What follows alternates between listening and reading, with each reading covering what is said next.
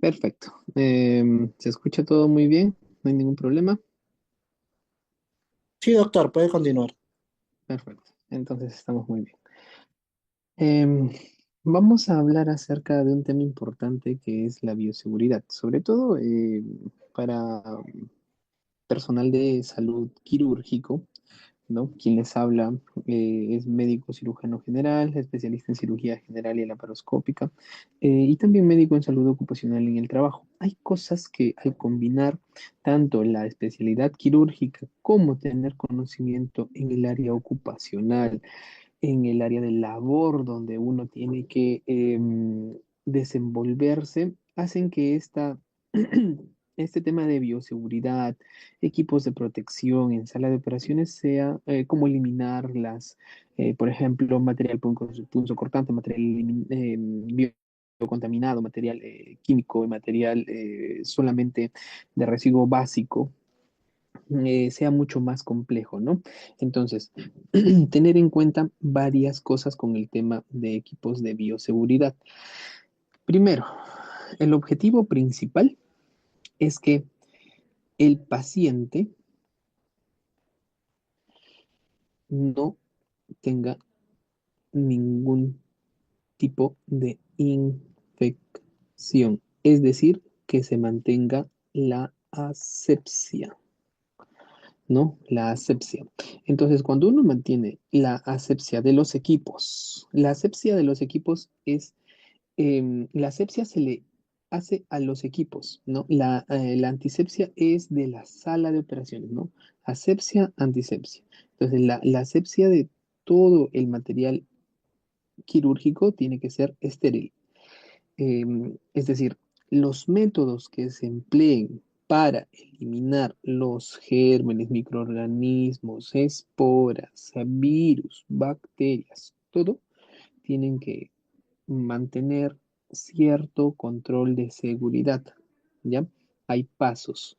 Por ejemplo, normas de bioseguridad, normas de asepsia, normas de antisepsia para mantener el paciente libre de algún tipo de infección. O sea, todas estas normas tienen como objetivo mantener al paciente libre de una infección, ¿no? Entonces, acá vamos a ver.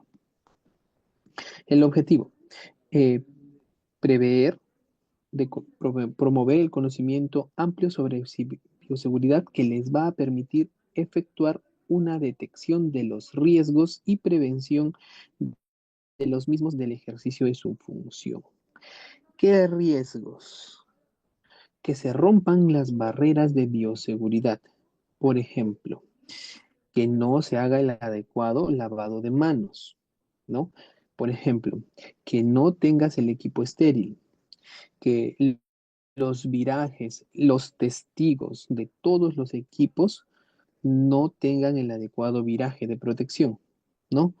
Entonces, todo eso, detectar todos los riesgos posibles y prevenir. ¿Cómo? Esterilizando previamente todos esos equipos, ¿no? Es decir, hacer un checklist de todos los pacientes. Cuando ustedes entren en sala de operaciones, la enfermera siempre hace un checklist, ¿no? El checklist va a conllevar identificación del paciente, va a conllevar identificación del personal quirúrgico, anestesiólogos, cirujanos, enfermeras circulantes, instrumentista, todos, y posteriormente a eso comienza a verificar qué cosa. El viraje de los testigos, ¿no? Material quirúrgico estéril, no estéril, ¿no? La zona quirúrgica que se va a intervenir ha sido previamente esterilizada, esterilizando, limpiada con las normas de asepsia, antisepsia, ¿no? Ese tema sí, pues hay que tener muy, muy, muy en cuenta para prevenir todo tipo de infección en el paciente, ¿no? Entonces, con esta capacitación, ¿qué van a poder entender? Comprender la importancia de asumir el compromiso de aplicar las normas de bioseguridad, difundir positivamente los conocimientos que van a adquirir en el ambiente tanto hospitalario que también se pueden aplicar en la comunidad, ¿no? Mitigar las dudas generadas en el entorno profesional, aportando las informaciones pertinentes del tema en cuestión. Por ejemplo, el tiempo de lavado de manos. Si el lavado de manos tiene que llevar un proceso determinado de pasos para poder cumplir con las normas establecidas para que la desinfección sea completa, ¿no? Por ejemplo, bioseguridad es el conjunto de mecanismos y medidas preventivas que permiten proteger la salud y la seguridad del personal de salud, ¿no? Por ejemplo, los punzocortantes. Acá, en el tema personal de salud. Cuando nosotros hablamos del tema personal de salud, vamos a tener en cuenta que biocontaminación. Por ejemplo, uso y manipulación de punzocortantes. Los punzocortantes que, por ejemplo, se han usado en algún tipo de paciente por A o B motivo tenga algún riesgo adicional, sobre todo, por ejemplo, en pacientes que son intervenidos de emergencia, estos pacientes no entran con pruebas serológicas. Entonces, al no entrar con pruebas serológicas, estos pacientes tienen un mayor factor de riesgo para los punzocortantes.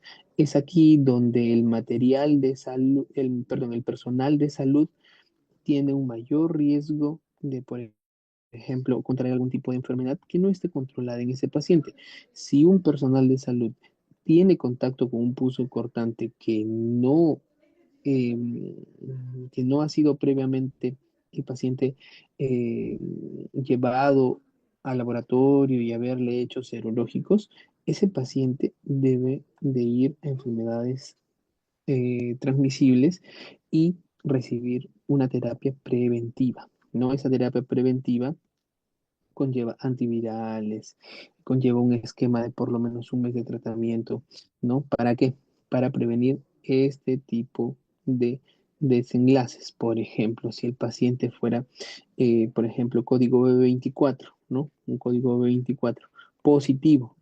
Entonces, ese personal de salud, ¿qué tiene que hacer? Tiene que llevar su terapia, ¿no?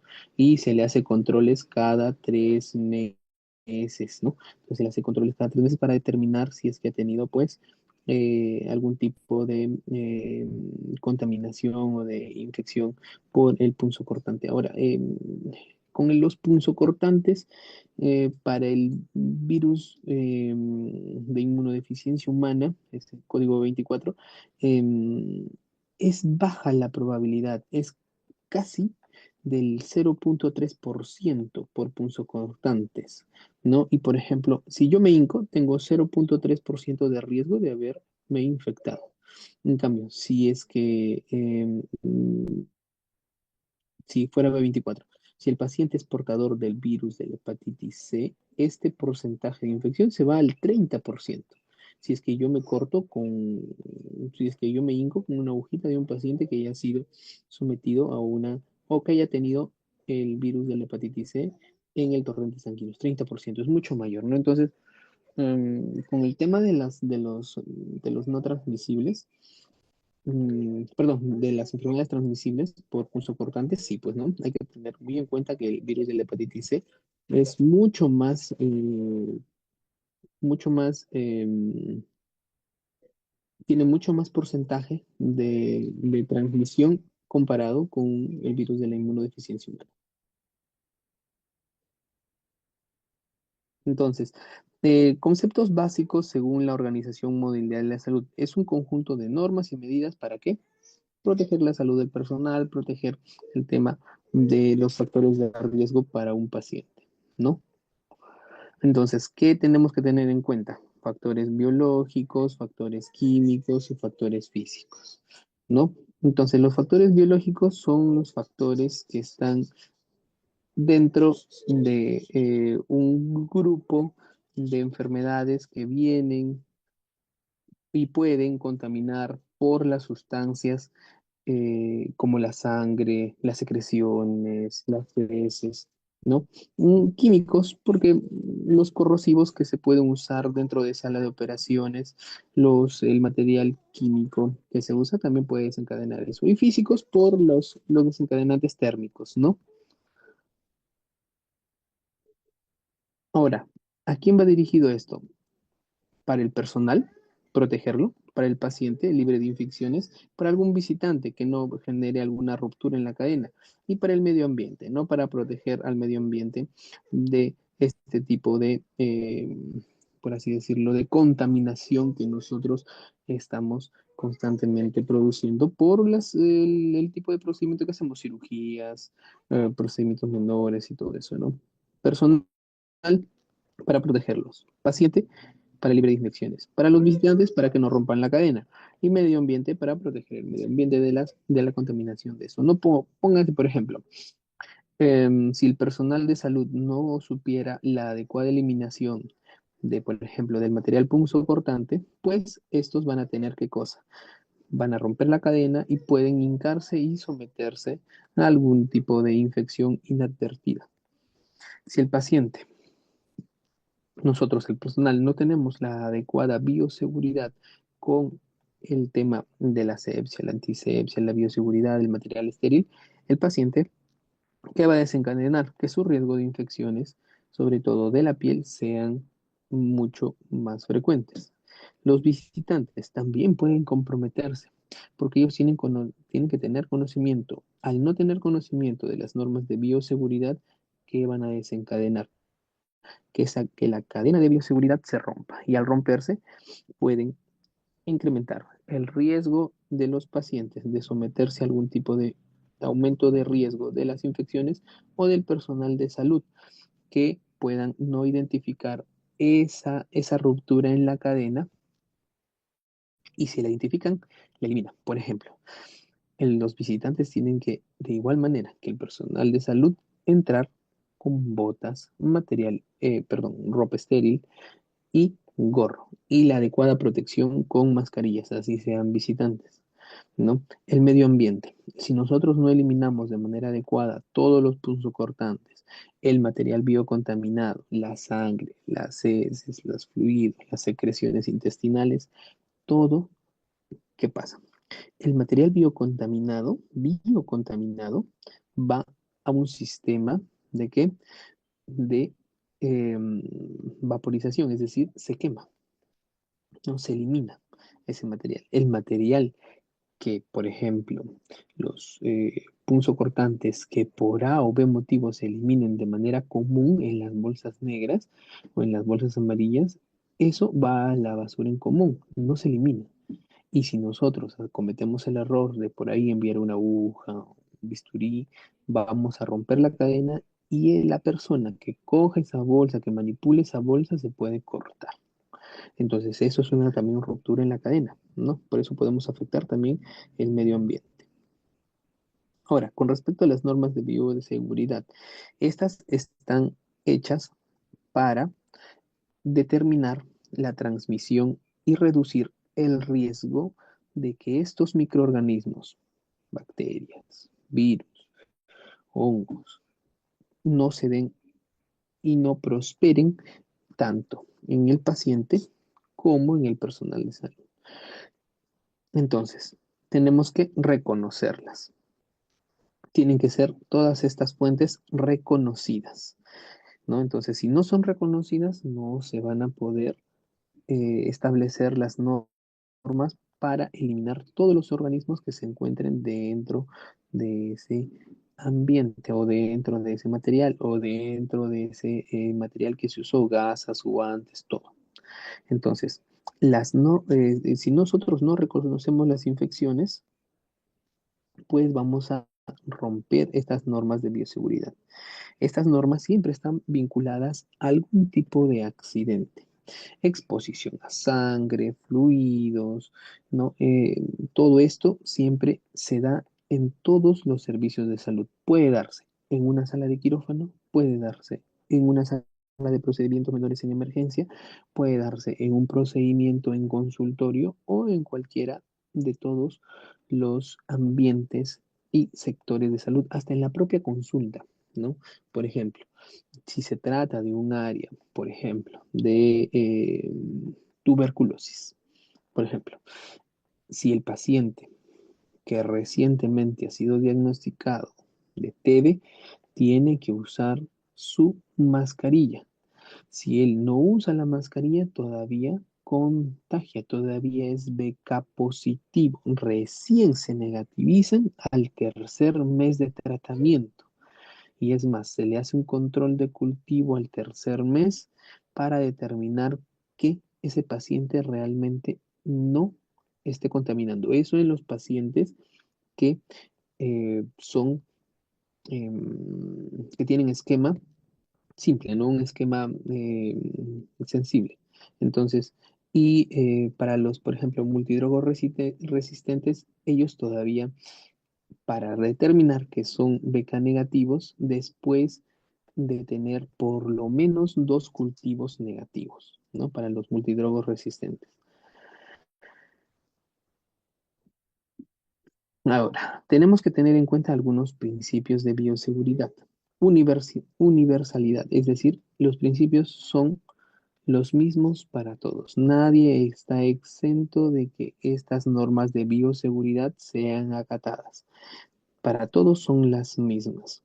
Siempre usar métodos de barrera, es decir, usar medidas de protección, guantes, mascarillas, gorros, botas, mandilones, estériles o no estériles, son medidas de barrera que nosotros vamos a usar para protegernos de estos microorganismos.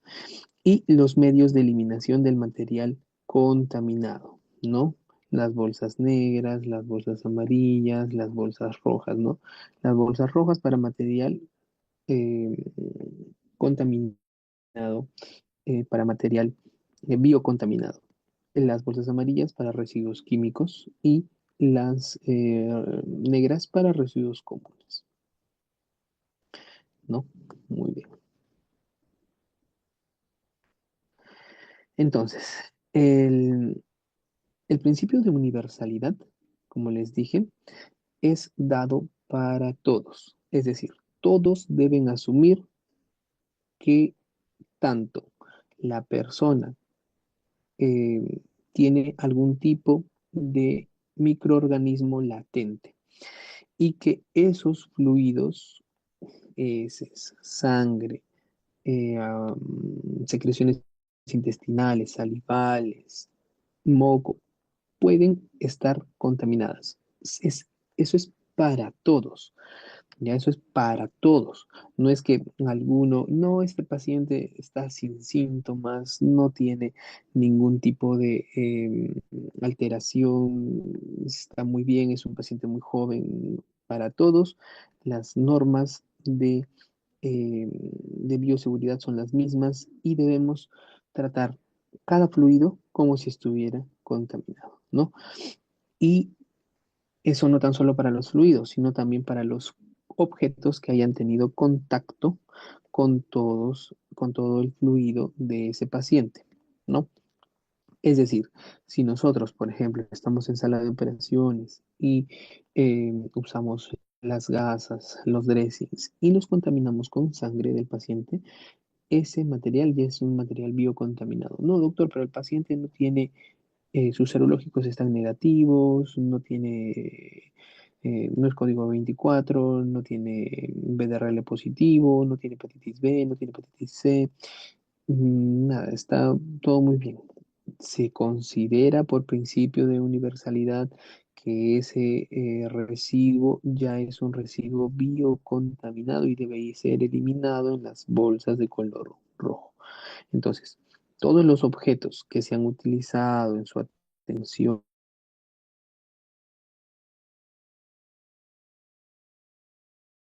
con- que son potencial y como tales, material ya infectado y no debe tenerse en la eliminación como un material simple, ¿no? Entonces, siempre sospechar de que alguien tenga alguna enfermedad. ¿Por qué? Porque hay periodos de ventana. ¿ya? El objetivo de hacer esto es evitar los periodos de ventana. Por ejemplo, si nosotros o si alguien se infecta de virus de la inmunodeficiencia humana, hoy día su prueba de VIH va a salir negativa hasta el tercer mes, que son los 90 días de periodo de ventana. Después de eso, si se hace una prueba al primer mes, al segundo mes, va a salir positiva, va a salir negativa, perdón. Entonces, por los periodos de ventana es que deberíamos considerar siempre que la infección debe estar latente. Entonces, si falla solo uno, alteramos toda la cadena. Medios de barrera. Entonces, en los medios de barrera son todos los elementos que nos van a proteger de contraer alguna enfermedad transmisible. Correcto. Entonces, usar punzocortantes, por ejemplo, en las vacunas. Siempre que uno manipula inmunización activa, vacunas, que uno manipula eh, jeringas, agujas, ese material debe ser eliminado. Se considera como material biocontaminado, pero debe ser eliminado en cajas duras, rígidas, que sean de color rojo, porque sigue siendo un material contaminado, pero al ser punzocortante no se puede eliminar en cualquier medio, ya no en las bolsas que normalmente usamos, sino en un material rígido, ¿correcto? El uso de barreras físicas siempre se tiene que dar para manipular cualquier tipo de material, punzocortante, para, por ejemplo, coger, hay dos tipos de guantes, un guante estéril y un guante limpio, ¿no? Los guantes estériles puedes usarlo para el tema quirúrgico, ¿no? Para tener contacto ya con la piel del paciente y previamente ya eh, limpia, previamente, eh, eh, previamente ya habiendo puesto los campos, todas las medidas, puede uno tener en contacto con el paciente usando guantes quirúrgicos, son guantes estériles. Pero el tema de guantes para la manipulación de algún tipo de barrera física, como agujas, como tema de vacunas, tienen que tener un uso de guantes limpios. Guantes limpios. Entonces, ¿qué más?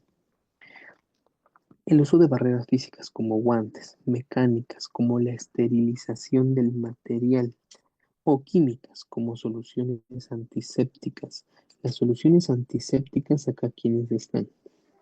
Aquí están, por ejemplo, la iodopovidona, la clorexidina, ¿no? La iodopovidona. Entonces, estas sustancias nos sirven para qué? Para tener la debida antisepsia del material, ¿no? La asepsia, como les dije, es mantener todo el material libre de microorganismos, libre de todo aquel germen, es decir, esterilizar el material. Y la antisepsia son todas las medidas que yo voy a usar para que el paciente, para que el material donde yo voy a trabajar esté libre de infecciones. Es decir, lavado de manos, usar, por ejemplo, en el lavado de manos que usamos clorexidina, antes usaban yodopovidona, pero en el lavado de manos está interferir que la barrera infecciosa que se considera una mano sucia pierda esa barrera de contaminación y pueda ser debidamente intervenida en un acto quirúrgico, ¿no?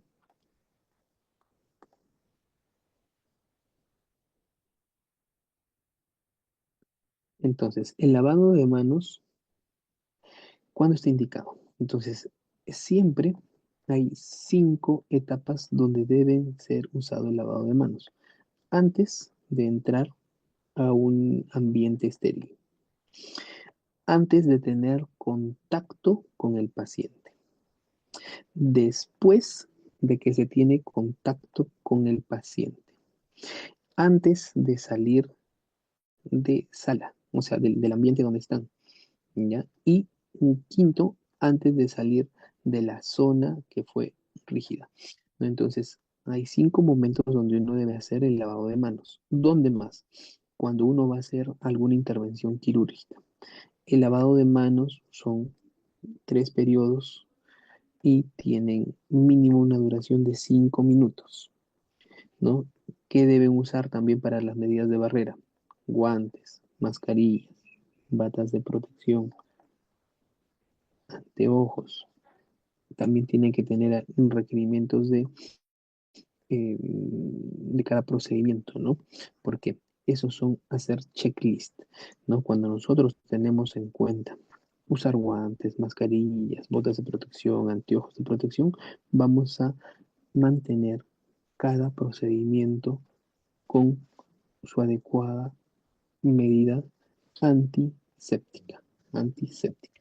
Entonces, el uso de soluciones antisépticas nos van a ayudar a que este procedimiento se dé de manera adecuada, de eliminar los gérmenes de las manos, de las superficies, ¿no? Por ejemplo, cada vez que un paciente sale de sala de operaciones, tienen que limpiar la sala. Tienen que limpiar la sala con soluciones que, por ejemplo, algunos usan eh, cloro, ¿no? Para poder limpiar todas las superficies, ¿no? Para eliminar todos los fluidos, secreciones que hayan, por ejemplo, todas las superficies de pisos, todas las superficies de la mesa quirúrgica, y se ponen nuevos campos quirúrgicos, ¿no? Ahí se usan algún tipo de solución antiséptica. Ahora, las manos tienen un proceso de lavado y tienen cada uno pasos, ¿no? Entonces, cuánto se debe demorar uno en promedio? 5 minutos en el lavado de manos. Por ejemplo, em, todo este procedimiento te debe tomar unos 60 segundos, ¿no? Primero, mojarse las manos. Segundo, debe aplicarse la solución, o sea, clorexidina, yodopovidona, en la palma de las manos, ¿no? Una cantidad de jabón suficiente para cubrir toda la superficie de las manos. Segundo, frotarse las palmas de las manos entre sí. Primero, palma a palma. Segundo, primero, palma con palma. Segundo, dorso, palma. Dorso, palma. Tercero, entre dedos. Cuarto, frotarse el dorso de los dedos de cada mano, ¿no? Cuarto. Quinto, frotarse el dedo pulgar, el primer dedo de la mano. Sexto, el lavado de los pulpejos de los dedos. Acá en este procedimiento se va a eliminar todos los gérmenes que puedan estar en las uñas. Por eso otra indicación es que todas las uñas de las manos estén debidamente cortadas. Y como último paso, enjuagarse con agua. Y el secado es con una toalla desechable, y que sea previamente aséptica, aséptica, ¿no? Entonces, este procedimiento se tiene que repetir y hay un orden, ¿no? Por ejemplo, son tres, em, 3 veces que uno tiene que hacer este procedimiento, ¿ya? Cuando uno va a lavarse las manos para entrar a sala de operaciones, tiene que tener en cuenta que el primer paso va desde la zona del codo hasta la mano. Te lavaste una vez. La segunda vez te vas a lavar desde el antebrazo hasta la mano. Y la tercera vez, solo las manos. Y siempre uno tiene que dejar que el agua caiga desde arriba hacia abajo, ¿ya? Es decir, evitando siempre que el agua caiga en la zona menos contaminada.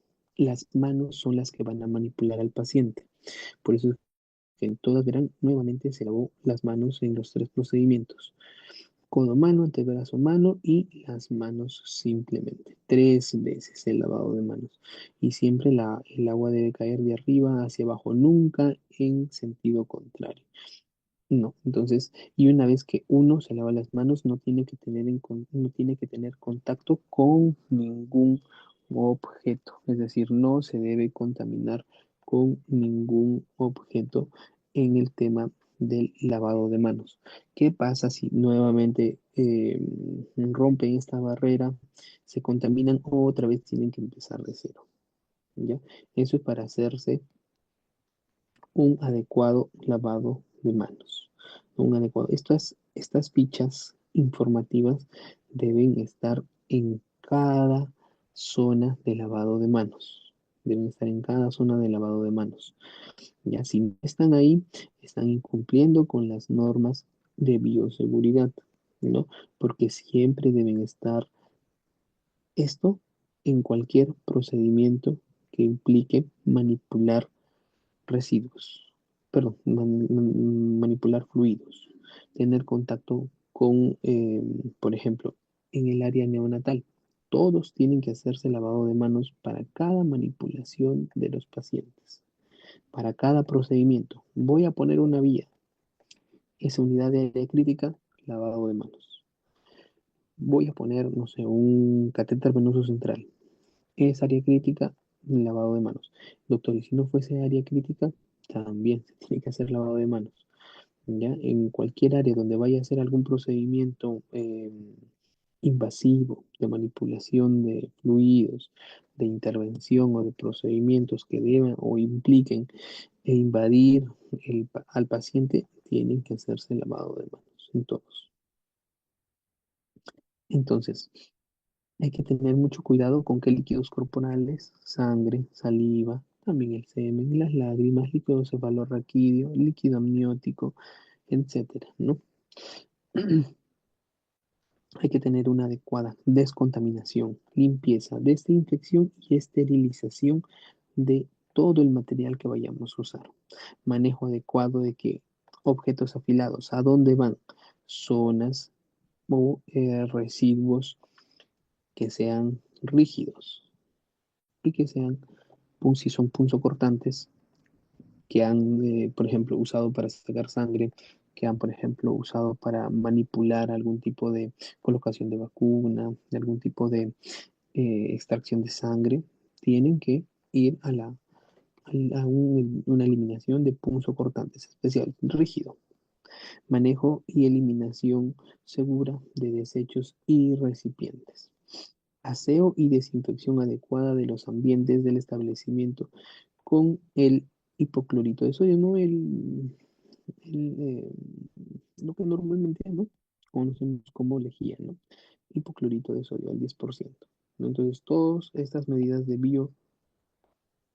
biocontaminación son las que tenemos que tener en cuenta. ¿Qué barreras protectoras? Ya hemos hablado de esto. Guantes, mascarillas, batas o mandiles, gorros y lentes. Son los principales, ¿no? Estos guantes, hay de dos tipos, guantes que son estériles y guantes solo limpios.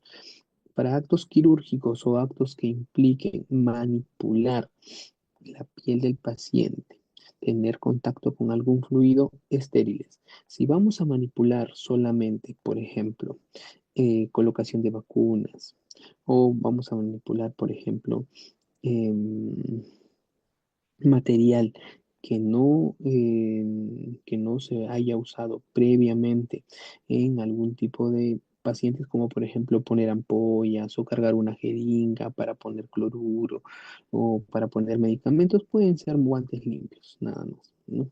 La mascarilla siempre se usa, sobre todo en áreas críticas, la UCI, la unidad de cuidados intermedios, en las UCIs neonatales, pediátricas, siempre se debe usar mascarilla. No hay ninguna restricción para ningún personal. Todos deben usar la mascarilla, descubriendo nariz y boca. ¿Ya? Nariz y boca. No se debe ver ni la nariz ni la boca. Las mascarillas que estén por debajo de la nariz o encima de la boca son mascarillas que no están adecuadamente puestas. Y si ustedes ven eso, tienen que hacerles hincapié al personal que tiene mal puesta la mascarilla. Uno puede tener algún familiar en la UCI y el personal de salud podría estar en periodo de ventana.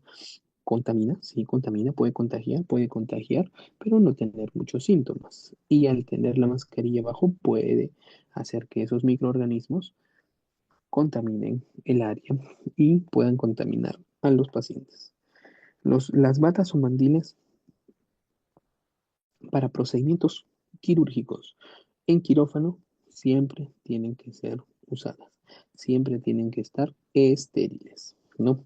Gorro obligatorio en sala de operaciones. Todos deben usar un gorro para evitar la contaminación del cabello hacia el equipo quirúrgico o hacia el material. Y las mujeres siempre con el cabello recogido, ¿no? Uñas cortas sin esmalte. Y los lentes. En tiempo de COVID se usó bastante el tema de los lentes, el tema de la protección con mascarillas, máscaras faciales y todo ese tema de protección por el tema del COVID. Pero siempre han existido normas de bioseguridad. Uno siempre tiene que usar lentes cuando va a tratar con fluidos, sino por la comodidad no suele hacerse, pero ya existía ese procedimiento. Ahora, acá vemos algunos equipos de protección, ¿no? Máscaras faciales, mascarillas, lentes, tipos de guantes, ¿no? Por ejemplo, de los tipos de guantes hay guantes con polvo y guantes libres de polvo, ¿no? Los guantes libres de polvo son más hipoalergénicos, es decir, para algún tipo de piel produce menos riesgo de desencadenar algún tipo de dermatitis, ¿no? Y los guantes con polvo, pues, son los clásicos que normalmente usamos. Los respiradores, por ejemplo, ¿qué nos van a permitir? Evitar que todas las microgotículas o gotitas respiratorias contaminen el medio donde uno está trabajando, ¿no? Es, mm, Son diseñadas para proteger contra inhalación de partículas muy pequeñas. Por ejemplo, las mascarillas se deben usar solo una vez, las simples, y desechar en la basura. Las mascarillas, por ejemplo, tipo N95, esas mascarillas, ¿cuándo deben ser usadas? Las mascarillas N95 protegen al que los usa. Si, por ejemplo, yo estoy con una infección respiratoria y yo quiero usar una N95, da igual usar una N95 o una mascarilla simple. Pero si yo voy a ir a un ambiente contaminado, por ejemplo, en la etapa de COVID, no puedo entrar con mascarilla simple. Tengo que entrar con una mascarilla N95, porque la mascarilla N95 me protege de todos los organismos que quieran ingresar, de afuera hacia adentro. Dice, doctor, y si yo uso una mascarilla N95 y estoy resfriado, ¿va a proteger al resto? Sí, pero es igual como si usaras una mascarilla simple. Igual lo va a proteger de la misma cantidad porque lo que nosotros no queremos es que partículas salgan y se vayan a la zona o al sistema respiratorio del paciente. A ver, entonces, con ese tema estamos claros, ¿no? Mascarillas N95 para pacientes que pues requieran una mayor protección. Mascarilla simple para pacientes que están enfermos con algún tipo de procedimiento respiratorio. Los usan para que no contaminen. Respiradores. Los respiradores son máscaras especiales. Se ajustan a la cara, evitan fugas por bordes. La mayor parte del aire se inhala a través de un material de filtro. Por eso es que cuando nosotros respiramos o inhalamos por mascarillas N95, ¿qué pasa? Ese filtro hace que el aire que ingresa del exterior tenga un 95% de protección contra los gérmenes o microorganismos que ingresen del exterior, ¿no? Uso en pacientes, por ejemplo, con tuberculosis pulmonar. Si tú eres un paciente con TB, puedes usar una mascarilla simple. El objetivo es que tus microgotículas no salgan hacia el medio externo. Y si eres un personal de salud que va a atender en el área de tuberculosis, tienes que usar tu N95, ¿correcto? Muy bien. ¿Qué medidas de eliminación vamos a tener en cuenta? Desechos generados en los procesos y en las actividades de atención e investigación médica en hospitales, clínicas, puestos de salud, laboratorios y otros. ¿No? Entonces, esas son las medidas de eliminación adecuadas. ¿Cuáles? Por ejemplo, bolsas negras para material común, bolsas amarillas para bioquímicos y bolsas rojas para material biocontaminado, sangre, fluidos, eh, contenido intestinal, saliva, esputo, todo. Entonces, la clase de residuo biocontaminado. Acá que vemos gasas manchadas con sangre. La sangre clásicamente se da este ejemplo porque es el material contaminado que más frecuentemente se usa. Entonces, la atención del paciente con secreciones, líquidos orgánicos, ¿no? Se considera un material biocontaminado, ¿no? Todas las gasas que se usen en un procedimiento quirúrgico se considera un material biocontaminado.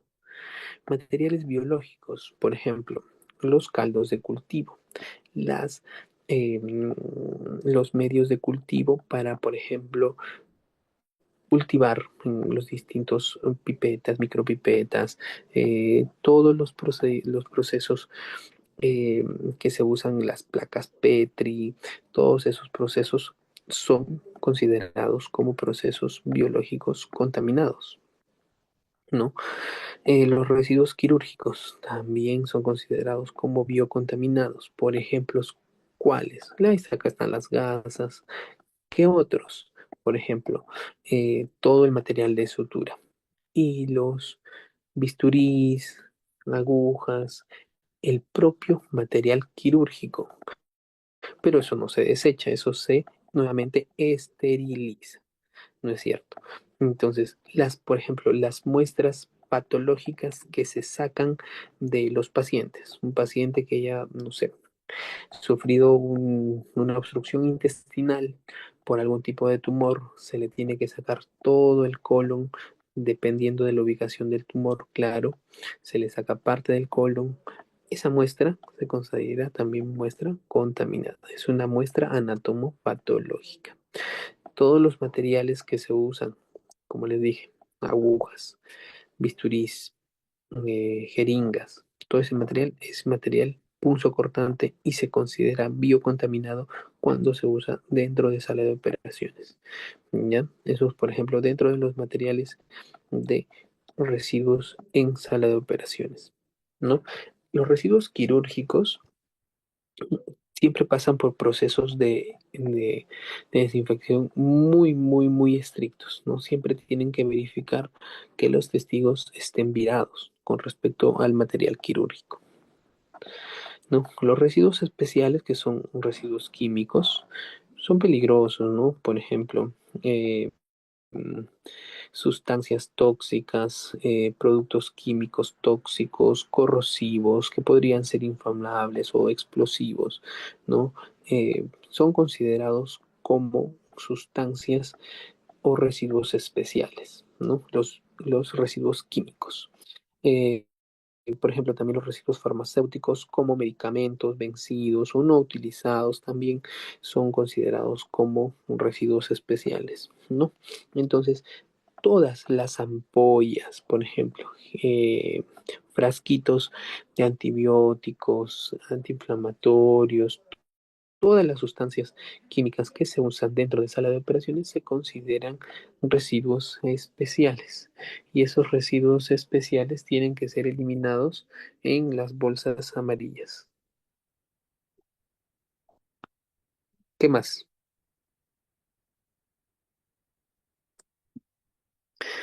Em, los residuos comunes. Los residuos comunes Los residuos comunes son el material que normalmente no está expuesto o no está en contacto con fluidos corporales. Por ejemplo, guantes simples, las mascarillas que usamos para cubrirnos la boca, las botitas que usamos para caminar, los gorritos que usamos para entrar a la sala de operaciones, por ejemplo, algunas bolsas plásticas que hayamos traído para usar, para traer el material quirúrgico, todos esos se consideran residuos comunes, ¿no? Esos residuos comunes son eliminados en bolsas negras. Las normas internacionales para la eliminación de basura por medios de bolsas de colores, ¿no?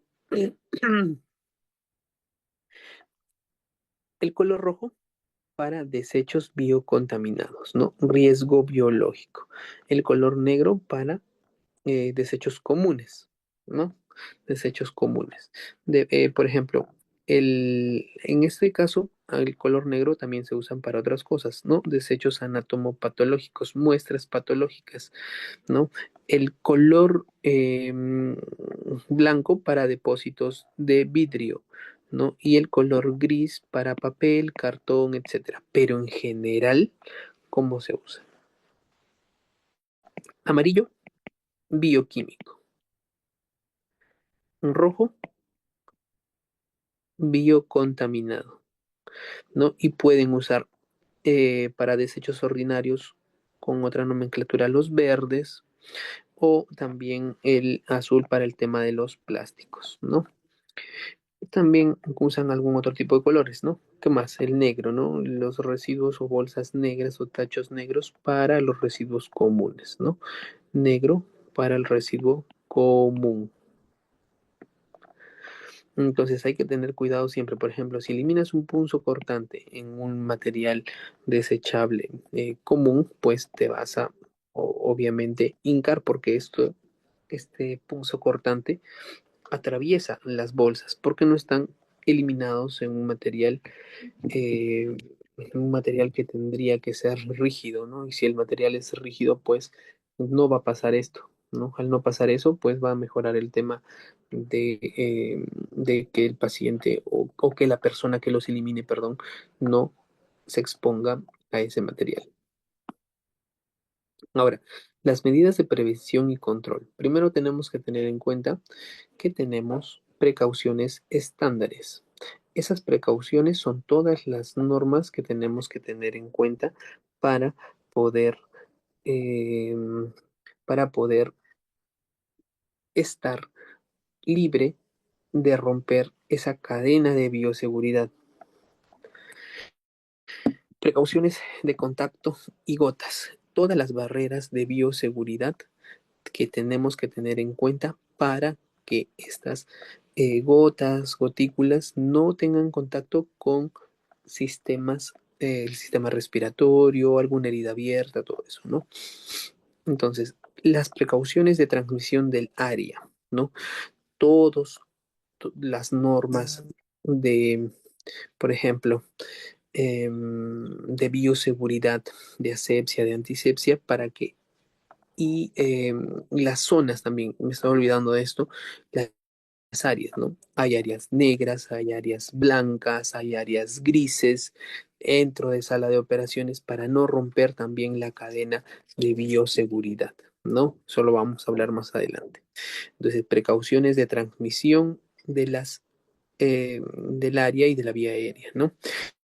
Y precaución en procesos asistenciales, es decir, cada proceso que nosotros realicemos eh, tienen que tener un debido estándar, ¿no?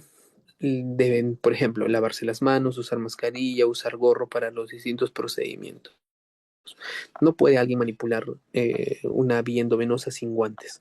No puede alguien manipular un paciente sin usar guantes estériles, ¿no? Entonces, esas normas siempre son normas asistenciales que tienen que tener precaución con el proceso de cada intervención que se tenga que hacer con el paciente. Entonces, Precauciones estándares, precauciones del contacto con gotículas, precauciones de las transmisiones aéreas, sobre todo en las áreas, ¿no? Un área blanca, gris, cuándo usar, por ejemplo, mascarilla, dónde vas a usar mascarilla. Por ejemplo, en el área negra no vas a usar mascarilla, pero en el área gris y en el área blanca sí o sí siempre tienes que usar mascarilla. Ya igual las botas y gorros, ¿no? Que son otras medidas. Entonces, las precauciones estándares son todo el conjunto y normas de bioseguridad que son aplicadas para cuidar al paciente. No, esas normas de bioseguridad son universales, son iguales para todas. Tienen que considerarse siempre focos de infección. Entonces, si nosotros tenemos en cuenta que esta precaución estándar, vamos a tener un buen estatus infeccioso, es decir, el paciente no va a exponerse a un riesgo adicional de contraer algún tipo de infección, ¿no? Entonces siempre hay que tener en cuenta que todo fluido es contaminado, ¿no? Es decir, siempre hay que tener, como dice acá, sospecha sobre ese tipo de proceso. Siempre tiene que sospecharse que es un proceso infeccioso en cualquier sitio donde se presentan los servicios de salud. Esa es una precaución estándar, ¿no? Siempre tener en cuenta o aplicar las normas de bioseguridad, es decir, los cuidados para el paciente, independientemente, o sea, como el principio de universalidad, de que no se haya confirmado que ese líquido fluido sea netamente estéril o que no. Siempre se debe considerar sospechoso. ¿Qué tenemos que tener en cuenta acá? Normas de bioseguridad, higiene de manos, uso de equipos de protección, higiene respiratoria o tener en cuenta el uso de mascarillas, prácticas de inyecciones seguras, esterilización o desinfección de los equipos, ¿no? Limpieza del ambiente. Todos esos procedimientos tienen que estar debidamente establecidos para que no se rompa la cadena de bioseguridad. Barreras físicas, como cuáles: uso de lentes, mascarillas, guantes, gorros, batas. Todo eso tienen que tenerlo en cuenta. Nosotros, el uso de los materiales de protección o las normas de uso de los equipos de protección, los EPPs, tienen que tener en cuenta uso de mascarilla, uso de lentes, uso de guantes y uso de mandilón, ¿no? Entonces, el tema de retirarse siempre el material quirúrgico, por ejemplo, uno tiene que retirarse primero todo el material que ha tenido contacto con el paciente, es decir, mandilones y guantes. Después uno se lava las manos. Después de lavarse las manos, recién puede quitarse tanto la mascarilla como los lentes para prevenir el contacto sobre la superficie, ¿no? Y después que uno se quitó los lentes y, y la mascarilla, nuevamente se procede a lavarse las manos. ¿Qué tenemos que tener en cuenta con las precauciones y el aislamiento por gotas y contactos? Cuando uno tiene casos sospechosos o en investigación, como pasó en la época del COVID, tiene que considerar a esos pacientes un riesgo, ¿no? Y mientras no esté confirmado, se considera un factor de riesgo potencial. Entonces, los casos sospechosos en investigación y confirmados, siempre se requiere uso de medidas de bioseguridad para prevenir el aislamiento por gotas y contacto. Y siempre tienen que estar separados en un ambiente que no tenga contacto con pacientes que no lo estén. Por eso es que siempre hay un área donde específicamente está eh, las personas que tengan algún diagnóstico confirmado de cierta enfermedad, ¿no? o de cierta sospecha. Tienen que estar en un ambiente aparte, un ambiente aislado. Entonces, tener precaución sobre el aislamiento, utilizar una mascarilla quirúrgica cuando se encuentra dentro de un rango, por ejemplo, ese rango para la época del COVID era de 1,5 metros, ¿no es cierto? Entonces, los estudios dijeron que el rango promedio de llegada de las microgotículas era de 1,5 metros. ¿Eran tipo aerosol? No, no eran tipo aerosol, no permanecían en el ambiente suspendidas, ¿no? Eran como cualquier microgotícula. Cuando uno estornudaba, tosía, permanecía en el ambiente a 1,5 metros y luego caían, precipitaban, no se mantenían como aerosol. Entonces, la precaución de aislamiento por gotas. ¿Qué tenemos que hacer primero? Utilizar mascarillas quirúrgicas cuando se encuentren del rango del paciente, ¿no? Antes de colocarse la mascarilla, siempre lavarse las manos con un desinfectante a base de alcohol al 70% o agua con jabón. Cúbrase la boca y la nariz, ambas, con la mascarilla y asegúrese de que no hayan espacios de fuga y de exposición de la cara y la máscara, ¿no? Siempre cubrir nariz y boca. Para retirarse la mascarilla debe quitársela por detrás. No se toca la parte de adelante de la mascarilla, porque si ya tocaste la parte de adelante, ya te contaminaste, ¿no? Entonces, si ya te contaminaste, tienes que eliminar la mascarilla y tienes que volver a lavarte las manos y coger una nueva, ¿no? Realizar higiene de manos inmediatamente después de retirarse la mascarilla quirúrgica. Entonces, ¿qué tenemos que tener como observación? El material de la máscara o mascarilla debe ser impermeable. Las gotículas no deberían salir de adentro hacia afuera. No se recomiendan las mascarillas de tela porque no cumplen con los requisitos de impermeabilidad. La mascarilla simple sí lo hace. Las mascarillas de tela no las hacen. Colocar al paciente en una sola habitación o en una habitación que contengan otros pacientes con el mismo diagnóstico y diagnósticos confirmados. Los diagnósticos sospechosos deben ir en otra área, no van en la misma área. No, este paciente sospecho que tiene COVID. De ese paciente, no. ¿Los puedo juntar? No. No. Tienen que ir en áreas distintas, ¿no? Eso es, los pacientes con diagnóstico confirmado deben ir en un área distinta que los pacientes con diagnósticos sospechosos, ¿no? Entonces, o con, por ejemplo, factores de riesgo similares, asegurarse que cada paciente se encuentre separado, ¿no? Y así sean factores de riesgo similares. Asegurarse que el transporte de un paciente a áreas fuera de la habitación designada se mantengan al mínimo, ¿ya? Es decir, el transporte entre áreas fuera de la habitación tiene que ser el mínimo posible. ¿Para qué? Para que los virus, bacterias o gérmenes de un lado no vayan hacia la otra habitación. Es decir, cada habitación tiene que tener un equipo aislado, es decir, para cada paciente, ¿no? Pero muchas veces no se puede hacer eso. Son tantos los pacientes que rebasan mucho la capacidad que tienen los hospitales o los centros especializados para control de enfermedades endémicas o epidémicas. Precauciones por contacto, medidas estándar. Las batas se utilizan además de los guantes. Si hay riesgo de salpicaduras de fluidos corporales en el cuerpo de trabajador sanitario. Entonces, ¿para qué usan las batas? Sobre todo para proteger de la salpicadura de fluidos al equipo que va a estar en contacto con el paciente. ¿No? El paciente se considera un ente sospechoso de infección. Entonces, siempre el material quirúrgico como el mandil son indispensables para mantener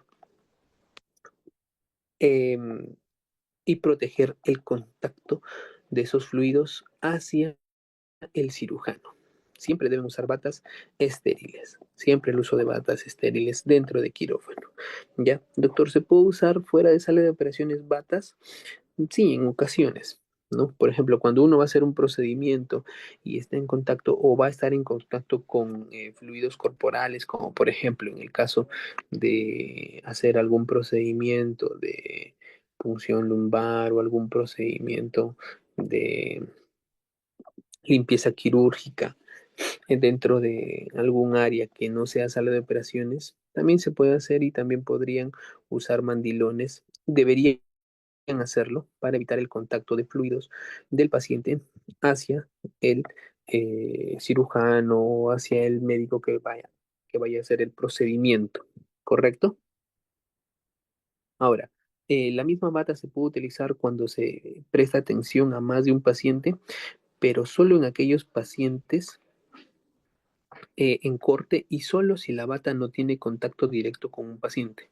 Es casi imposible hacer eso, ¿no? Es casi imposible. Las batas se deberían usar indiscutiblemente una para cada paciente, ¿ya? Los delantales de plástico deben utilizarse además de la bata si el material de la bata no es repelente, es decir, no es permeable, ¿no? Los delantales de plástico generalmente nosotros lo usamos para pacientes en los cuales, por ejemplo, vamos a hacer un gran debridamiento.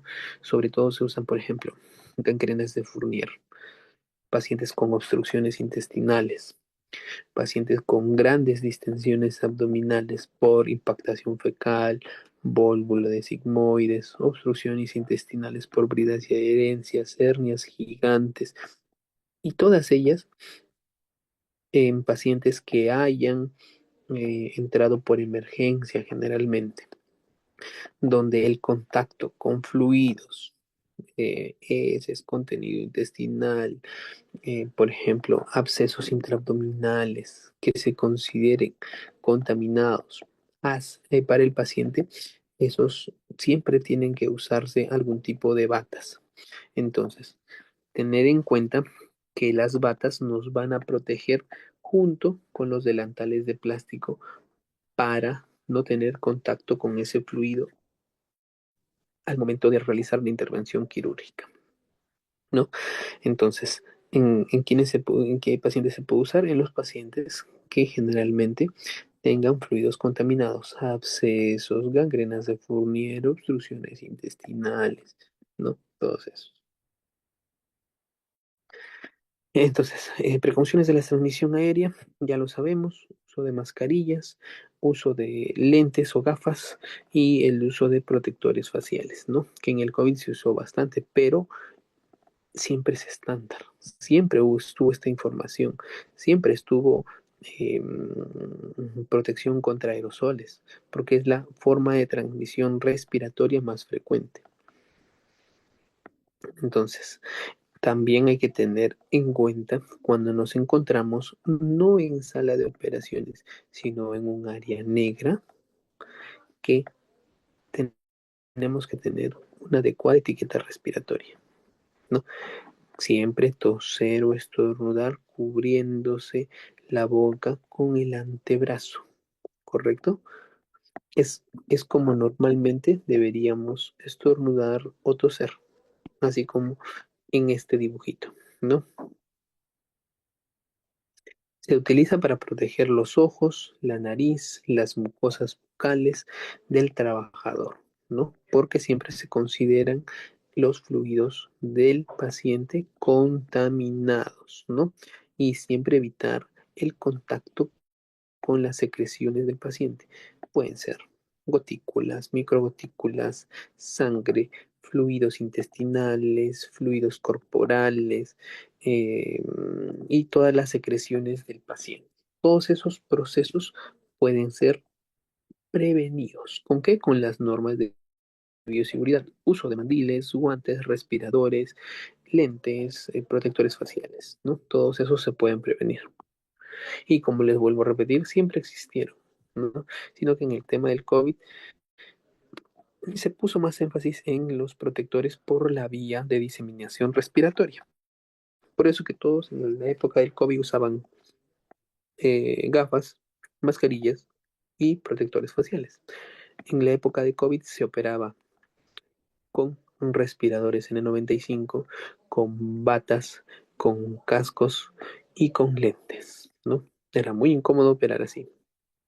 Utilizar una mascarilla de alta eficacia como una N95 se debe usar siempre que se brinde atención dentro de las instalaciones de aislamientos del paciente, asegurándose de que el sello de la mascarilla de alta eficacia se revise antes de cada uso.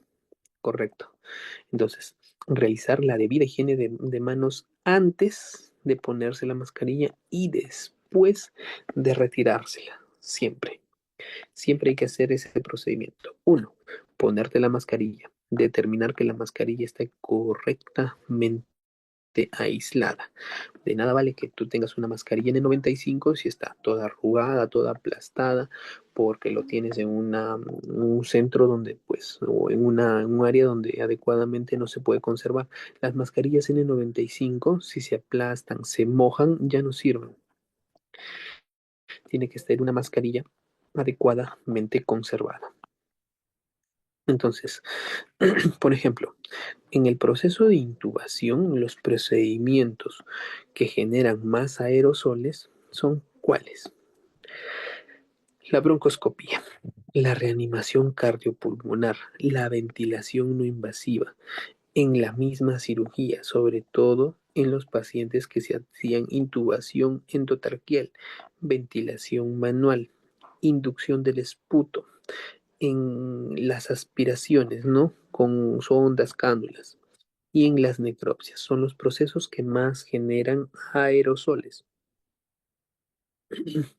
Entonces, por eso es que en la época del COVID, em, generalmente se tuvo mucho cuidado con el procedimiento de intubación al paciente, porque se tenía exposición directa a la vía respiratoria, ¿no? Entonces, después ya se determinó y se comenzó a usar respiradores con válvula, ¿no?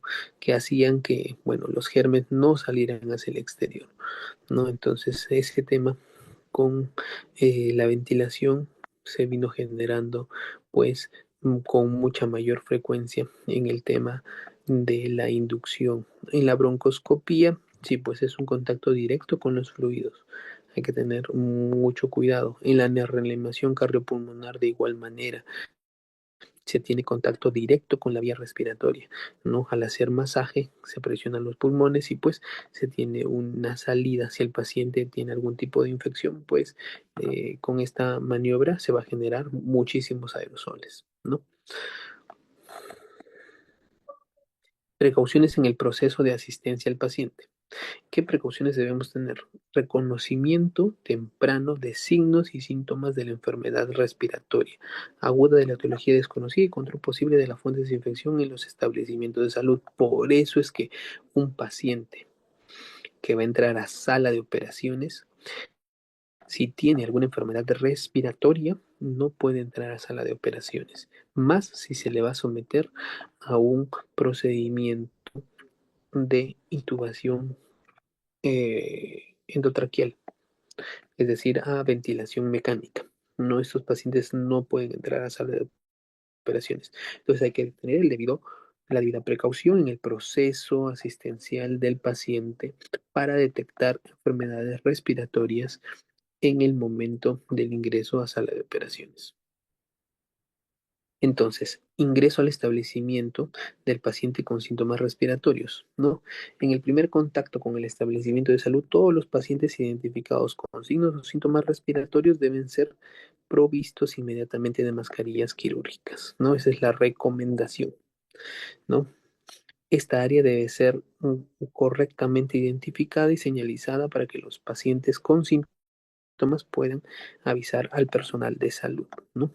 Entonces, lo mismo que hemos visto hace rato, el personal que estará en esta área debe estar entrenado en el reconocimiento precoz de los pacientes. El personal de salud encargado de esta área deberá utilizar mascarilla quirúrgica. Debe cubrir boca y nariz.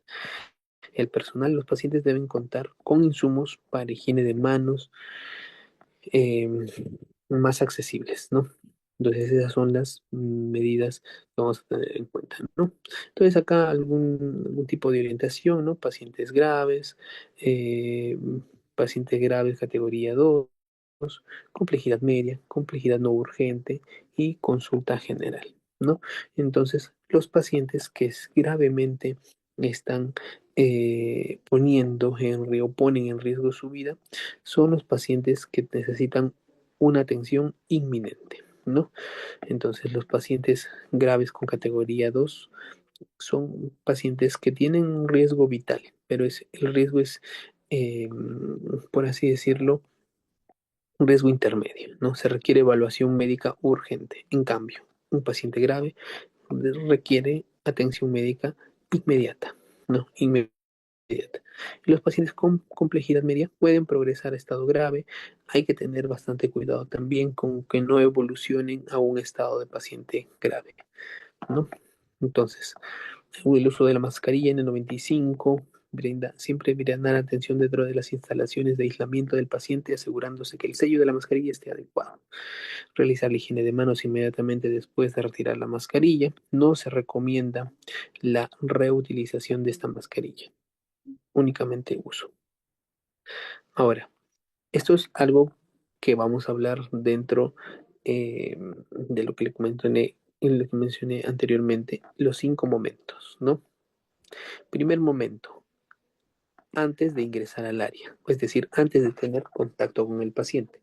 Segundo momento, antes de realizar un procedimiento en el paciente. Tercero, después de someterse a la exposición de ese procedimiento, después del riesgo de exposición. Cuarto, después del contacto con el paciente. Y el quinto, después de salir del área, ¿no?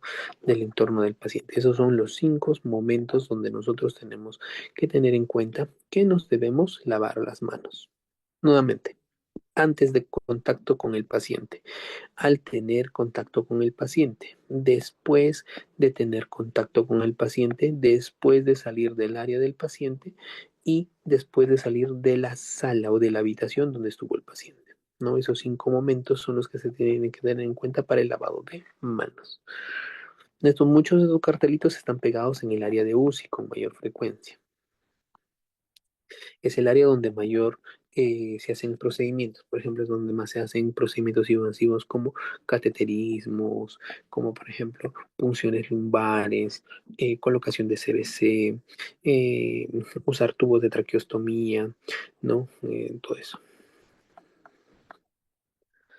¿No? Entonces, si bien ya pasó este tipo de infección de la transmisión del COVID, es algo importante que tenemos que tener en cuenta porque nos hizo reconocer todas las normas de bioseguridad y tener en cuenta que estas normas siempre han existido y el uso de mascarillas es obligatorio en sala de operaciones, ¿no?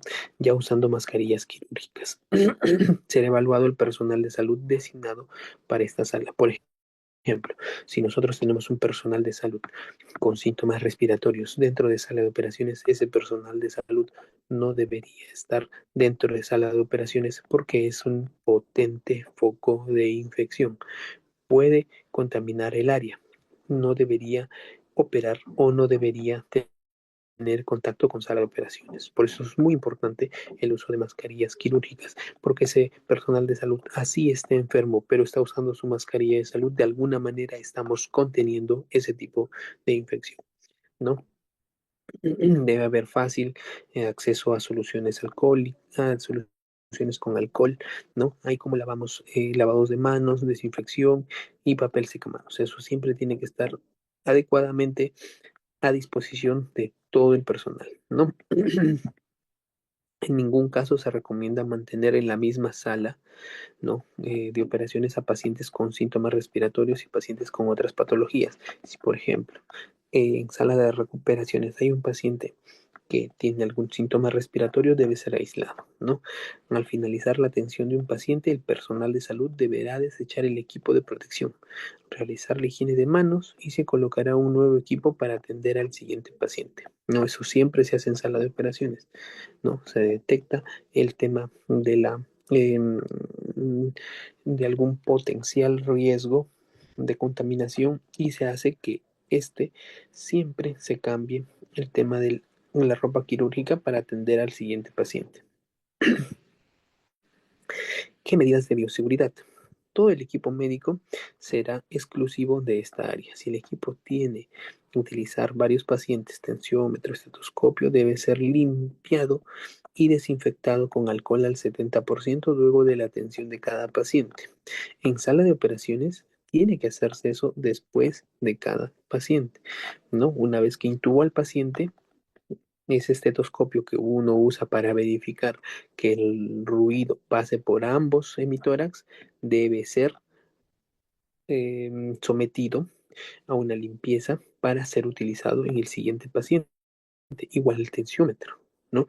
Igual el tema de los monitores. Se cambia siempre cada, cada monitor y se tiene la debida asepsia y antisepsia de este material, ¿no? Se desinfecta la zona, ¿no? Entonces, los pacientes con sospecha de esta infección deben limitar la exposición a garganta y fosas nasales, ¿no?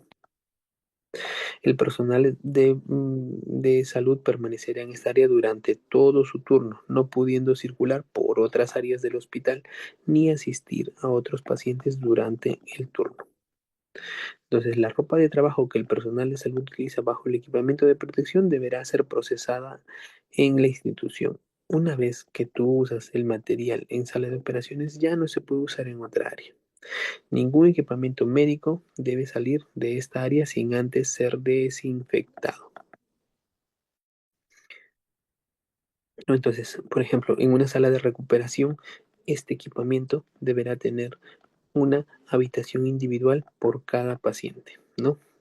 Igual, ¿no? Todas las camas deberán estar siendo separadas 1 metro o más de distancia entre sí, ¿no? No teniendo en cuenta con el fin de reducir el riesgo de transmisión de alguna enfermedad respiratoria, ¿no? Para atención exclusiva de estos pacientes, médicos o enfermeras. Entonces, por ejemplo, en pacientes con algún tipo de infección respiratoria, se debe utilizar un sistema de succión cerrado, ¿no? Cuando nosotros tenemos en cuenta en sala de operaciones la intubación de un paciente, ese paciente va a ser expuesto, o perdón, el personal de salud va a ser expuesto a microgotículas por aerosol de estos pacientes, porque van a ser intubados y van a ser conectados a un sistema de ventilación mecánica. Entonces, hay que tener en cuenta que los circuitos del ventilador no deben romperse. En casos excepcionales que se deba romper el circuito, los ventiladores deben colocarse en modo de espera, ¿no? Y siempre se tienen que utilizar em, zonas de ventilación con succión negativa, ¿ya? Es decir, en sala de operaciones se debe sospechar que todo paciente que entra a sala de operaciones eh, es potencialmente un foco infeccioso. ¿Para qué? Para tener en cuenta el adecuado uso de, por ejemplo, material estéril, el adecuado uso de, por ejemplo, batas, gorros, mascarillas, guantes y antiguos. Así es como se debería hacer todos los procedimientos quirúrgicos en sala de operaciones. Pero ahora, como ya no estamos en el tiempo, pues del COVID, ya no se usan, ya no se suelen usar mascarillas N95 de alta eficacia. ¿Se deberían usar? Sí, porque ustedes, según las normas de bioseguridad que hemos aprendido previamente por principio de universalidad, todos los pacientes se deben considerar eh, un foco infeccioso hasta que no se demuestre lo contrario. Y pues todos los pacientes o fluidos deben ser considerados de la misma manera, ¿no? Ahora, por ejemplo, utilizar equipos de radiología y diagnóstico especializados, por ejemplo, los arcos en C, para un ejemplo, por ejemplo, estamos haciendo eh, una exploración de vías biliares. ¿correcto? Una exploración de vías biliares y necesitamos tomar una colangiografía. Una colangiografía es una radiografía de la vía biliar cuando le infiltramos con una solución contrastada a la vía biliar. Este material o este equipo de radiología que sirve para diagnóstico especializado, de preferencia, si es portátil, deberá ser desinfectado previamente antes de ingresar a sala de operaciones, ¿no? Una vez que este equipo es desinfectado para poder introducirlo a sala de operaciones, pues en ese momento recién podemos usar este equipo para poder obtener la imagen. En caso de ser necesario el transporte, deben utilizarse vías que minimicen la exposición del personal y de los demás pacientes. El paciente siempre debe portar mascarilla quirúrgica. Siempre el personal que transporte el equipo también debe tener una adecuada vestimenta, gorros, guantes, mascarilla. Entonces, siempre proteger al paciente y siempre proteger al personal. Claro que principalmente en sala de operaciones para proteger al paciente tenemos que tener las debidas medidas de asepsia. Por ejemplo, si este equipo antes fue utilizado en un paciente que tuvo algún tipo de enfermedad respiratoria y tosió justo en el momento, pues, que le estaban tomando algún tipo de radiografía o algún tipo de procedimiento con el arco en C. Y este arco en C se usa en otro paciente. Y el personal de salud no tiene las adecuadas normas de bioseguridad y agarra el equipo sin guantes. Lo manipula sin guantes y tiene contacto directo con el paciente. Esa transmisión se va a dar y se va a romper la cadena de bioseguridad. Entonces hay que tener en cuenta todos esos aspectos, todos esos factores. En caso de ser necesario el transporte, deben utilizarse vías seguras, sin tener mucho contacto o mucha exposición del personal con las áreas. Y si el material va a entrar o el equipo va a entrar de un área a otra, debe ser previamente desinfectado con hiperclorito de sodio, ¿no? Entonces, el personal que transporta al paciente debe utilizar ese equipo de protección adecuado, además de cumplir con los 5 momentos de lavado de manos. Acá es donde, por ejemplo, al transportar material para hacer algún tipo de procedimientos, uno se tiene que lavar las manos antes de tener contacto con el área del paciente, antes de hacer el procedimiento, después de hacer el procedimiento, después de salir del área y después de salir de la habitación del paciente, ¿no? Todos esos 5 momentos deben ser cumplidos para mantener la debida, las debidas normas de bioseguridad y prevenir las enfermedades infecciosas. Limpiar y desinfectar todas las superficies que han estado en contacto con el paciente, al menos una vez por turno. Entonces, utilizar también medidas de desinfección. Por ejemplo, al finalizar la atención de los pacientes con algún tipo de procedimiento que se les haya realizado, deberán tener que usar también alcohol al 70% para desinfectarse las manos. El personal de salud permanecerá en esta área durante todo un turno, no pudiendo circular por otras áreas hospitalarias, ¿no? Una vez que uno entra a sala de operaciones, no está en otra área, solamente se mantiene en sala de operaciones.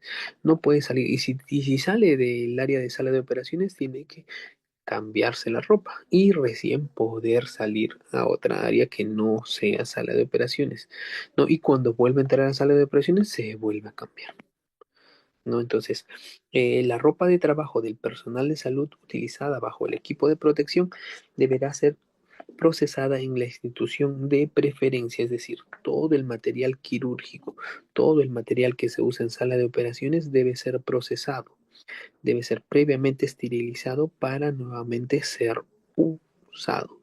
Por ejemplo, que están ahí los mandilones de los cirujanos, la ropa de sala del paciente, ¿no? Por ejemplo, la ropa que se usa para vestir campos quirúrgicos, la ropa que se usa para vestir la mesa quirúrgica, todo ese equipo debe ser previamente esterilizado. Las fichas clínicas y todos los expedientes deben tener un lugar designado fuera de la habitación y tener cuidado especial del paciente y no deberán ser trasladadas fuera de dicha área, ¿no? Entonces, todas estas normas de bioseguridad se tienen que tener en cuenta para tener en cuenta que todo el personal de salud debe de cumplirlas. Si, si todo el personal de salud que debe ingresar por motivos médicos a alguna habitación deberá utilizar el equipo de protección según la categoría del riesgo y realizar la higiene de manos de los 5 momentos, ¿no? En estas áreas siempre están restringidas las visitas de familiares. Son salas donde deben tener en cuenta que son potencialmente contaminadas. Por eso es que no pueden entrar los pacientes, perdón, no pueden entrar los familiares de los pacientes. Son áreas quirúrgicas donde eh, no podemos tener control de los visitantes. Y si, por ejemplo, tiene que entrar algún visitante, tiene que ser previamente capacitado por un personal de salud para que pueda ser ingresado a sala de operaciones, ¿no? Entonces, la higiene hospitalaria se debe realizar limpieza y desinfección de las superficies con las que están en contacto los pacientes, siempre con solución de hipoclorito de sodio, pisos después de cada sala de uso de sala de operaciones. La solución de hipoclorito de sodio deberá conservarse en todo momento en recipientes opacos, no libres de oscuridad. Las diluciones deben prepararse solo lo que será utilizado durante el día y deberán estar debidamente rotulados, ¿correcto? Bueno, tenemos que mantenerlos libres de qué? Virus. Y tenemos que tener en cuenta que el personal de limpieza utilizará equipos de protección individual adecuados siempre que existan riesgo de crear aerosoles, ¿no? Soluciones cloradas, que son las que se usan, ¿no? El hipoclorito de sodio, ¿no? Las concentraciones con agua y cómo me sale la solución, ¿no? Por ejemplo, mezclar hipoclorito de sodio al 8%, 125 mililitros y 875 mililitros de agua, teniendo una solución al 1% y 1 litro de solución, ¿no?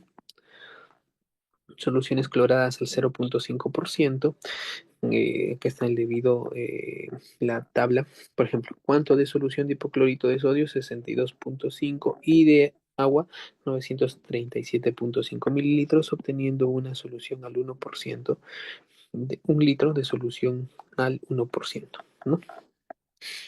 Soluciones cloradas al 0,1%, ¿no? Cuánto de hipoclorito de sodio, 12,5% para desinfección de áreas críticas y 987,5 mililitros, creando una solución de 1 litro al 1% de hipoclorito de sodio, ¿no? Para áreas críticas, para áreas o materiales de limpieza y para desinfección de derrames, ¿no? Entonces, otra cosa que hay que tener en cuenta, el manejo de las ropas de cama. No se recomiendan que toda la ropa de cama sea de uso único. De preferencia, usar ropa descartable. Si esto no fuese posible, cada vez que sea cambiada, se tendrá que eliminar estas en bolsas etiquetadas correctamente para que vayan a central de esterilización y puedan ser reutilizadas, ¿no? Siempre tienen que tener cierre hermético y serán procesadas de forma separada a la del resto de los demás pacientes, ¿no? Entonces, este manejo de ropa sucia de cama deberá ser manejo con agitación mínima para evitar contaminación. El personal que manipule este material deberá usar medidas de protección adecuadas, además de guantes de uso doméstico. El procedimiento de lavado de ropa según normas hospitalarias, ¿no? Siempre tiene que ser un manejo completamente aséptico con respecto a al manejo de ropa de cama,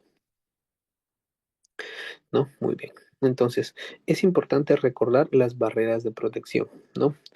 Inmunización activa son las vacunas. Elementos de protección de todo el personal, mm, nuevamente, mandilones, ropa de sala, gorros, guantes y material de protección para la zona de botitas, guantes y todo eso. Entonces, la bioseguridad hospitalaria y dentro de sala de operaciones, pues tiene que tener en cuenta las mismas o la misma estructura. Técnicas científicas organizadas que previenen, ¿qué cosa? la transmisión entre personas, la transmisión entre instituciones y mejoren el medio ambiente, ¿no? De la exposición a potenciales agentes infecciosos, ¿no es cierto? Estas normas de bioseguridad hospitalaria son las que tienen que tener en cuenta para cada paciente, ¿no? Los riesgos biológicos, el personal de la salud, entidad de salud, el paciente y el equipo tiene que tener en cuenta tanto la salud ocupacional de todo este personal, es decir, administrativo, profesional, servicios generales, tiene que tener en cuenta que las normas de bioseguridad deben ser cumplidas para todo el personal. El paciente siempre tiene que considerarse que estuviese infectado o con algún tipo de infección nosocomial. ¿Para qué? Para evitar el contacto exagerado a estos fluidos. Y el equipo de contacto, sí, que son las normas que tienen que tener contacto directo o contacto indirecto con los pacientes, ¿no? Para evitar qué cosa, infecciones cruzadas, ¿no? Infecciones cruzadas. Lo que tenemos que tener en cuenta siempre es una ventilación adecuada, ¿no? Ventilación de larga duración, siempre zona de ingreso y zona de salida. Y si se puede, en sala de operaciones, siempre usar zonas de succión negativa, ¿no? Para los ambientes. Entonces, el adecuado lavado de manos, las adecuadas normas de bioseguridad son las que debemos tener en cuenta. El lavado de manos, los 5 momentos antes de ingresar a sala de operaciones, todo el lavado de manos que previamente les mencioné y todo el tema de normas de bioseguridad, uso de mascarillas, uso de material de protección, uso de material antes de ingresar a sala de operaciones. El material debe estar adecuadamente esterilizado. Siempre tienen que tener en cuenta el equipo que esté que haya el adecuado viraje, ¿no? El adecuado viraje. Todos los equipos de esterilización tienen cintillas, ¿no? Que son unas cintillas con una banda de color. Todas las cintillas son distintas. Por ejemplo, cuando estas cintillas entran en contacto con el calor, generan un viraje. O, por ejemplo, puede ser también esterilización por gas o esterilización eh, por autoclave, ¿no? Cambian de color, ¿no? Y en cada cintilla hay un viraje distinto, ¿no? Pues esos virajes varían, ¿no?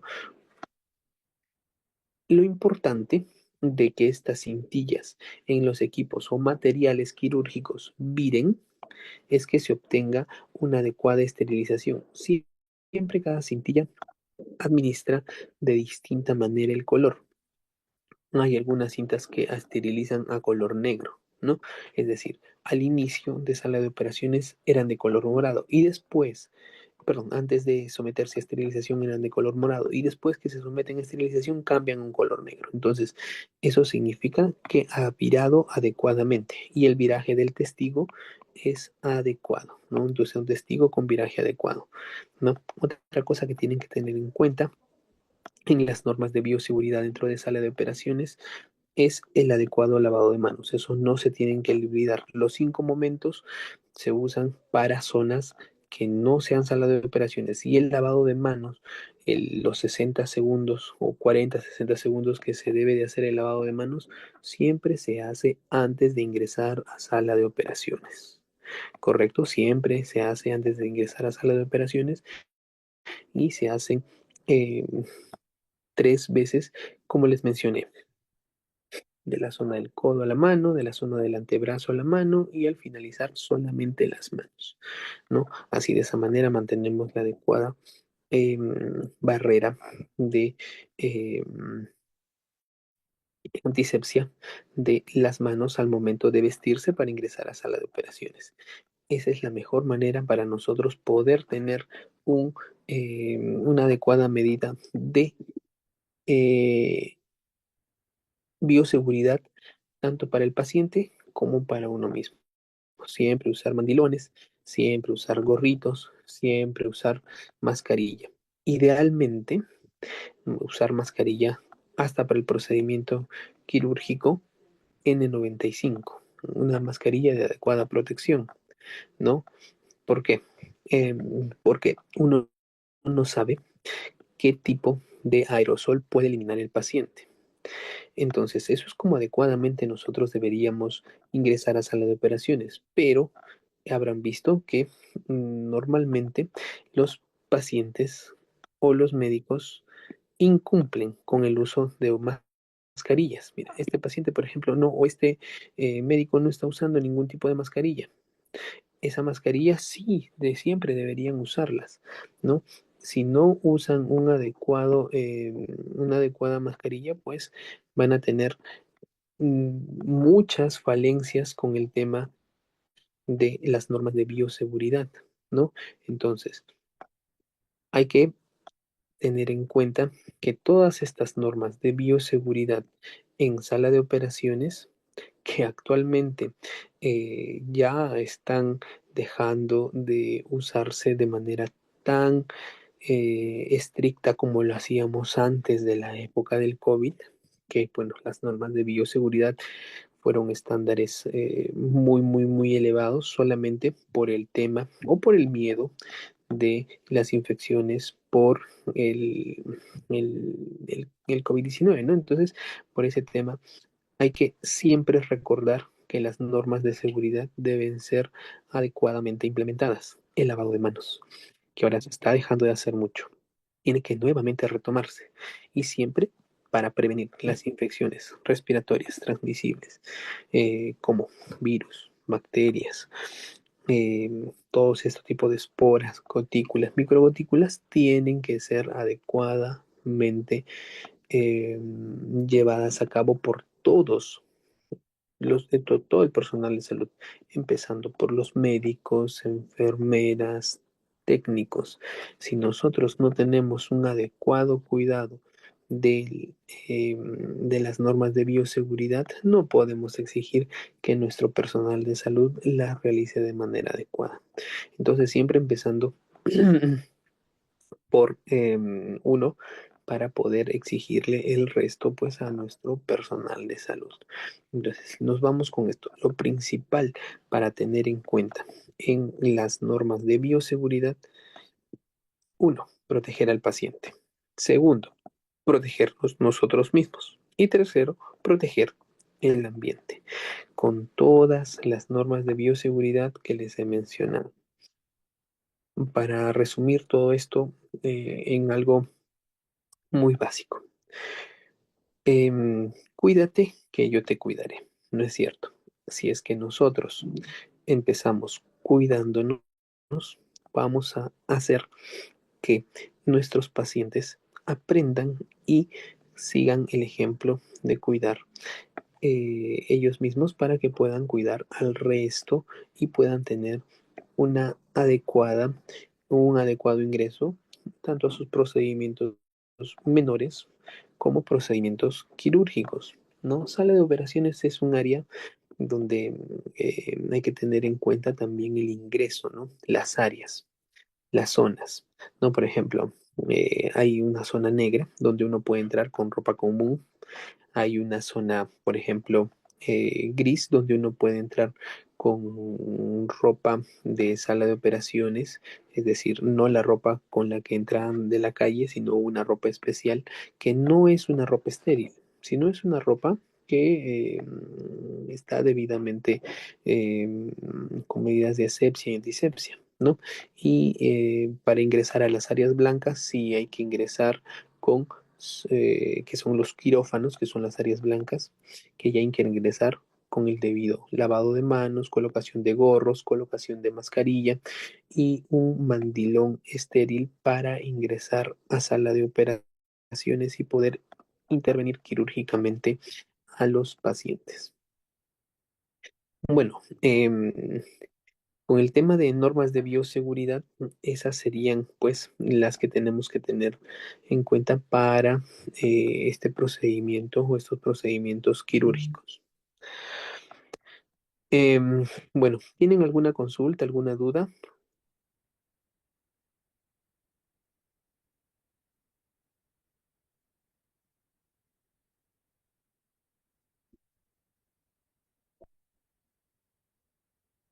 Bueno, entonces, si no tienen ninguna duda, ninguna consulta, pues damos por finalizada esta sesión, que es una sesión pues muy